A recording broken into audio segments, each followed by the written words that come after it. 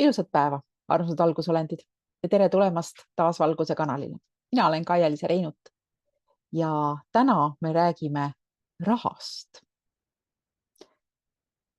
Jah, me räägime rahast, me räägime põhiliselt rahaenergiast, sest see, kuidas sa näed, millise vaatenurgaga sa raha peale vaatad, millise suhtumisega sa oled rahasse, see määrab ka selle, kuidas sa koged praegust reaalsust.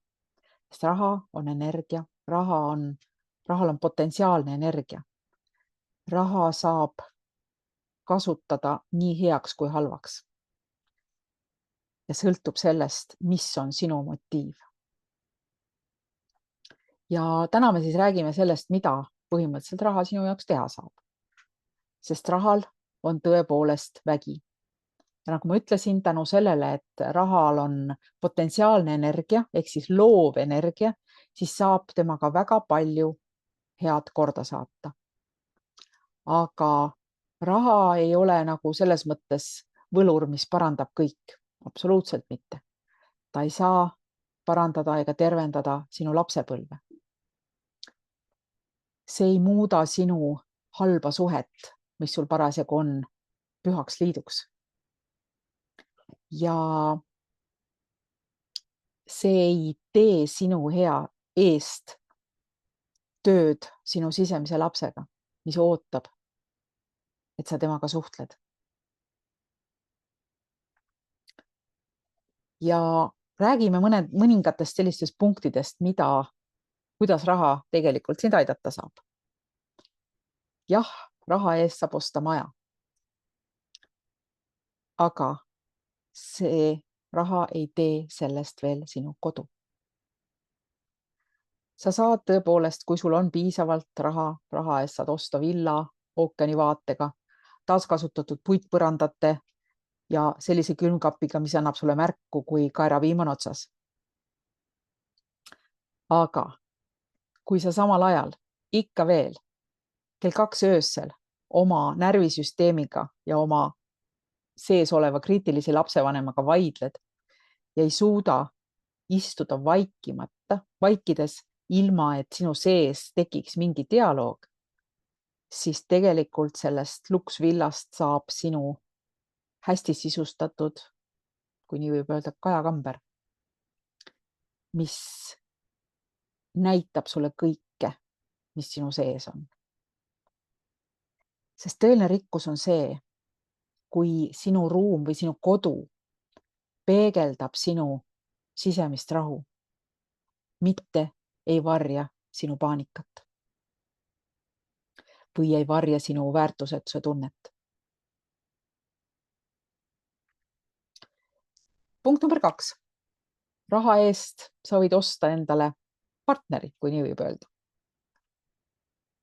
Sa võid leida endale, näiteks meesterahvas võib raha eest leida endale suurepärase imeilusa naise, kellega ringi patseerida ja kõigile näidata ja tunda uhkust. Aga paraku raha eest ei saa osta armastust. Raha eest ei saa osta turvalisust. Ega raha eest ei saa kedagi, kes sind mõistab ja sulle vastab. Nagu ma ütlesin, sa võid ligi tõmmata tõeliselt sellise naisena näiteks siukse joonistatud mehe, kus on täiesti nii-öelda kallimaitsega, tundub, et heade maneeridega, rikkast perest pärit ja nii edasi. Aga kui teie vestlused tunduvad endiselt nagu tööintervjuu ja nii-öelda sa näed või näitad oma sellist ilusat elu ainult Facebookis ja Instagramis, siis võiks soovida palju õnne, sest sa just rahastasid oma eluetenduse. Aga paraku intiimsust ei saa osta. Intiimsust ja lähedus, tõeline armastus tuleb välja teenida kohaloluga, märkamisega, teise inimese väärtustamisega. Ja samas, kui sa ei suuda iseennastki armastada, kuidas siis peaks teine inimene teadma, kuidas seda teha?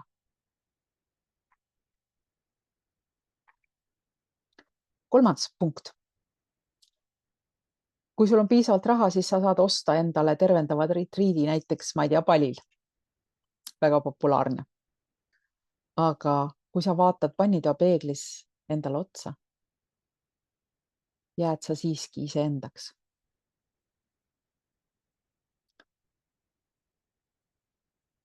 Sa saad ja võid ilusatel mäetippudel orgaanilist kakaod rüübata, laulda sanskriti keeles mantraid. Aga kui sa enda seest tegelikult ikka veel oma emotsioone varjad, väldid endale otsa vaatamast, ei saa mitte ükski mägi sind päästa. Sest tervenemine algab siis, kui sa lõpetad oma terviklikkuse nii-öelda vahetamast mingi populaarse asukoha või luksusliku, ma ei tea, kas või retriidi pooleks andmise. 4. punkt. Kui sul on piisavalt raha, sa võid tõesti registreerida ennast absoluutselt kõikidele kursustele maailmas. Aga kui need asjad sind tegelikult ei kõneta, kui sa ei rakenda seda, mida sa oled õppinud, siis oma olemuselt oled sa lihtsalt väga kallis edasilükkaja. Sa võid olla registreerinud tõesti, ma ei tea, 17 vaimsele 60 000 eurosele kursusele või üle maailma selliste, ausalt öeldes selliste maksumustega kursusi on täiesti olemas muide. Kui sa oled palganud eratreeneri, kui sa oled ostnud kõik kristallid kokku ja sinu sees on endiselt tühjus, siis tõenäoliselt sosistab sinu sisemine laps sulle. Kas me võiksime hoopis koos puhata või mängida? Kuna informatsiooni omamine, informatsiooni omastamine ilma selleta, et sa oleks seda nagu rakendanud või kehastanud, on tegelikult päris aus olla järjekordne tähelepanu hajutaja, mis on maskeeritud justkui nagu mingiks progressiks. 5. punkt. Kui sa oled näiteks, ma ei tea, teed aktiivseid postitusi sotsiaalmeedias, siis kui sa targalt seda kasutad, siis ja sul on piisavalt raha, siis sa saad tegelikult osta sulle nii-öelda lisajärgijaid ja jälgijaid. Aga sa ei saa osta sellist mõjuvõimu. Jah, sa võid igat postitust reklaamida raha eest, seda on võimalik teha. Sa võid palgata brändingu meeskonna, seda on võimalik teha. Sa võid teha numeroloogilise analüüsi ja nii-öelda valida endale oma kodulehe nime vastavalt sellele numeroloogilisele sobivusele ja nii edasi, nii edasi. Aga kui sa teed seda kõike ainult raha pärast ja kui sa ei ole ehe, siis tegelikult sinu sõnum ei jõua inimeste südamesse. Sa oled lihtsalt taustamüra, millel on teatud logo. Sest ainus asi, mis siin maailmas ei valeta, see on mul üks lemmiklauseid, mida öelda, on see, et energia ei valeta kunagi. Sagedus ei valeta kunagi. Kui sa õpid tunnetama sagedust, siis sa näed kõike läbi. 6. punkt.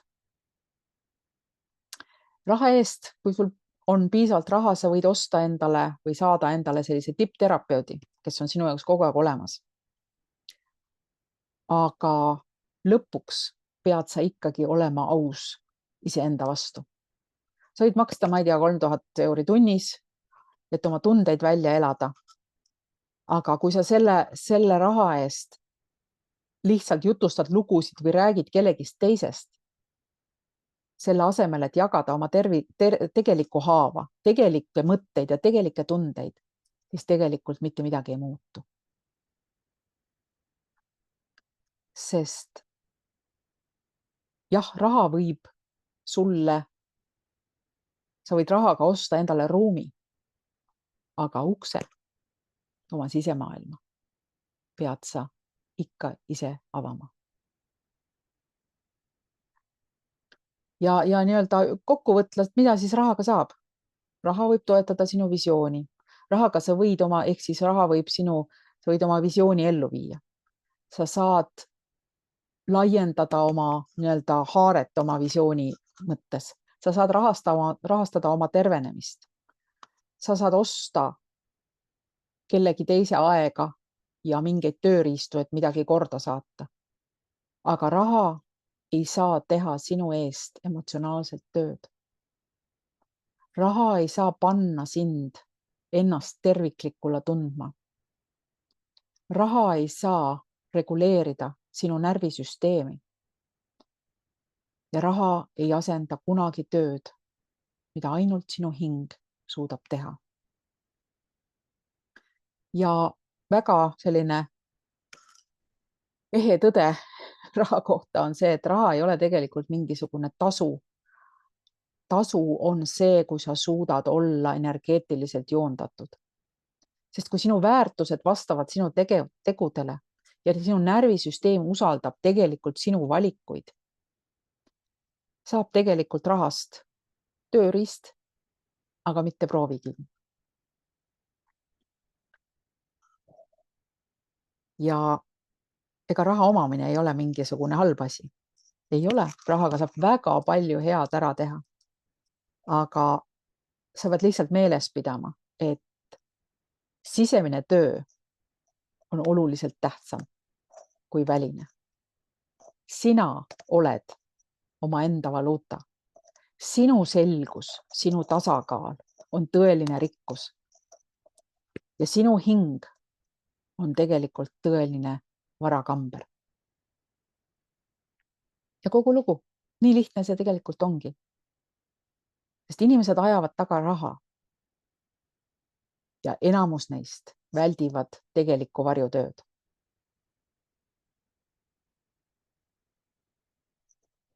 Ja küsi endalt, mis sul on tegelikult kaotada, kui sa hakkad oma endaga tööle? Kas sa kaotad oma mugavuse või oma hinge? Mida sa kardad?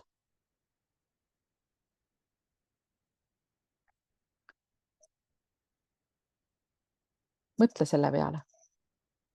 Ja soovitus. Tee iga päev midagi oma sisemaailma heaks. Iga päev, iga nädal, iga kuu. Siis sinu vibratsioon kalibreerib ennast uuesti. Ja sa hakkad tõmbama ligi uusi reaalsusi, sest sinu uus energiaväli nõuab neid. Ja see on jumalik sagedus.